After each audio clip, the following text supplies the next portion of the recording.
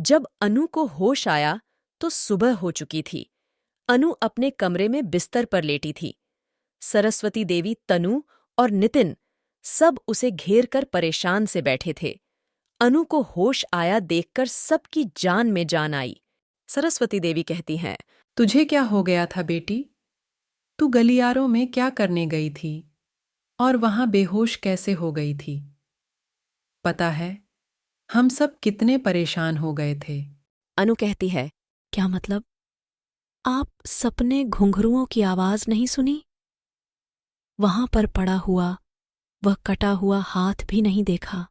नहीं दीदी, हमने तो ना कुछ देखा ना कुछ सुना। गलियारों में तुम्हारे अलावा और कोई नहीं था। अनु परेशान होती हुई बोली, ऐसा भी हो सकता है कि आप लोगों की नजर ही ना पड़ी हो उसे, पर वह हाथ वहीं कहीं पड़ा हुआ होगा। आप लोग चलिए मेरे साथ। अनु कहती हुई वो लगभग खींचती हुई सबको गलियारों में ले आई, लेकिन वहां कहीं कुछ नहीं था। अनु ने गलियारों का एक कोना छान मारा, लेकिन हाथ तो दूर की बात थी, वहां कहीं खून की एक बूंद तक नहीं थी। फर्श बिल्कुल साफ था, आईने की तरह चमक रहा था। हरकर अनु वहीं जमीन पर बैठ गई। दर्द से उसका सर फटने लगा था।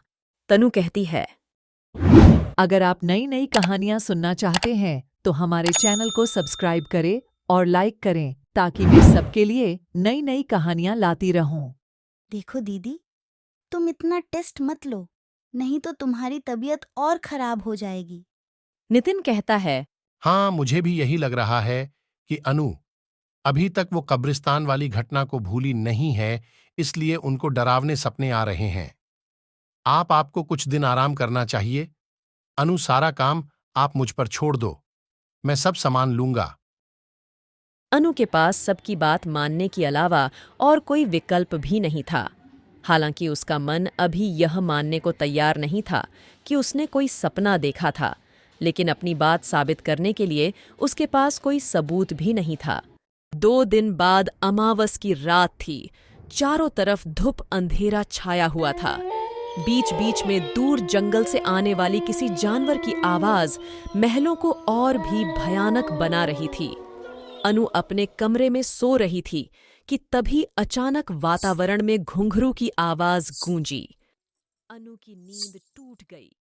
उसकी धड़कनें बढ़ गई थीं। माथे से पसीने की बूंदें टपकने लगीं। अनु ने सबको आवाज लगाई, माँ, भैया, तनु कहाँ हो? तुम सब लोग देखो, मैं झूठ नहीं बोल रही थी। यहाँ घुंघरू की आवाज आ रही है। जब कहीं से कोई आवाज नहीं आई तो अनु हिम्मत करके आवाज की दिशा में बढ़ी, लेकिन तभी एक तेज चीख ने जैसे पूरा वातावरण के सन्नाटे को निगल लिया। अनु बूढ़ी घबरा गई। कौन है? कौन है? चिल्ला रही हैं। जवाब तो नहीं आया, लेकिन फिर से वही चिखने की आवाज आई। अनु कहती है, यह तो तनु की आवाज है। तनु, तनु, क्या हुआ? तुम्हें कहाँ हो तुम? अनु घबराई हुई हालत में तनु को खोजने के लिए उसके कमरे की तरफ दौड़ी। वहां का नजारा देखकर अनु के होश ही उड़ गए। तनु अपने बिस्तर पर पड़ी बुरी तरह छटपटा हो रही थी और वही कब्रिस्तान वाली पृतनी बुरी तरह उसका गला दबा रही थी। लेकिन इससे पहले कि अनु कुछ भी कर पाती, उसके ने देखते देखते तनु ने अपनी आंखों के आगे दम तोड़ दिया। अपनी बहन को इस तरह देखकर अनु ने दिल पर एक गहरा सदमा लगा। अब वह हम पृतनी तनु को छोड़कर अनु की तरफ बढ़ आ रही थी, लेकिन अनु की चेतना धीरे धीरे शून्य होती चली गई। सुबह जब उसे होश आया, वह वापस अपने बिस्तर पर पड़ी थी। उसके पास सरस्वती देवी और नितिन परेशान से बैठे थे। उसे होश में आया देखकर सरस्वती देवी ईश्वर को शुक्रिया अदा करने लगी। अनु ने रुंधे गले से पूछा, माँ, तनु कहाँ है? क्या हुआ बेटा, तू इतनी परेशान क्यों है? और तू तनु के कमरे के पास क्या कर रही थी? वहां पर बेहोश कैसे हो गई? अब तनु खुद को संभाल नहीं पाई और सरस्वती के गले लगाकर बोली, माँ, तनु को उसे कब्रिस्तान वाली प्रीतनी ने मार डाला। ये क्या कह रही है बेटा? तूने फिर से कोई डरावना सपना देखा मेरे बच्चे? नहीं माँ, मैंने अपनी आंखों से देखा है। सब कुछ, कोई सपना नहीं देखा। मैंने उस कब्रिस्तान की पृथनी निर्णय मेरी बहन का गला दबाकर उसे मार डाला। अनु तनु तो बिल्कुल ठीक, उसे कुछ नहीं हुआ, आपको वहम हुआ है। अनु गुस्से से बोली, कहाँ है तनु बोलते? कीव नहीं हो।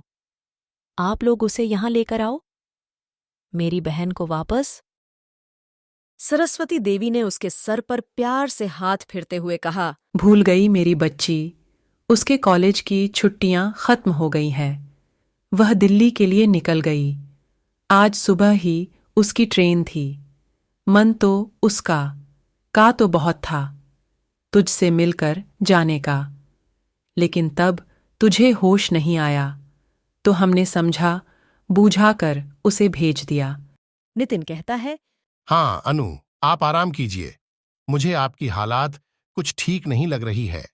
अनु कहती है, मुझे तनु से बात करनी है, अभी फोन लगाओ उसे। नितिन कहता है। ओके ओके, आप रिलैक्स करो, मैं अभी बात करवाता हूँ। कहते हुए नितिन फोन लगाने लगता है। अनु फोन, नेटवर्क व्यस्त से बाहर है, अभी शायद ट्रेन में नेटवर्क नहीं आ रहा होगा। मेरे जैसी ही तनु से बात होती है, मैं आपसे बात करवा दूंगा, लेकिन अभी आप प्लीज आराम करो। अनु पूरी तरह हताश हो गई। उसकी आंखों के आगे बार बार रात वाली मंजर घूम रहा था, लेकिन कोई उसकी बातों पर यकीन तक करने को तैयार नहीं था। पूरे दिन उसने न जाने कितनी बार तनु का फोन डायल कर लिया, लेकिन कोई फायदा नहीं। आप भी उसका नंबर नेटवर्क एरिया से बाहर ही आ रहा था। अब तो यह रोज की बात हो गई थी। हर रात तनु को घुंघरू की आवाज के साथ किसी औरत के रोने की आवाज सुनाई देती थी। हैरानी की बात यह थी कि यह आवाज किसी और को कभी सुनाई नहीं देती थी। अनु ने कई बार रात को नितिन या सरस्वती देवी को जगाने की कोशिश की, लेकिन वह लोग ना जाने कैसे इतनी गहरी नींद में सो जाते थे कि अनु के चिल्लाने और उन्हें झकझोरने तब का उन पर कोई असर नहीं होता था। कभी अनु को अपने कमरे में खून फैला हुआ मिलता, तो कभी कुत्ते बिल्लियों के कटे हुए सर पड़े हुए मिलते थे। अनु ने कई बार इन चीजों को रिकॉर्ड करने की भी कोशिश की, मगर सुबह होते ही ना जाने कैसे सब कुछ उसके फोन से गायब हो जाता था। धीरे धीरे अनु मानसिक रूप से बेहद परेशान रहने लगी थी। उसका शरीर भी अब कमजोर होने लगा था। उसकी ऐसी हालत देखकर सरस्वती देवी और नितिन बेहद परेशान थे। आखिर में उन्होंने फैसला किया कि अनु को साइकोलॉजिस्ट के पास ले जाना ही ठीक रहेगा।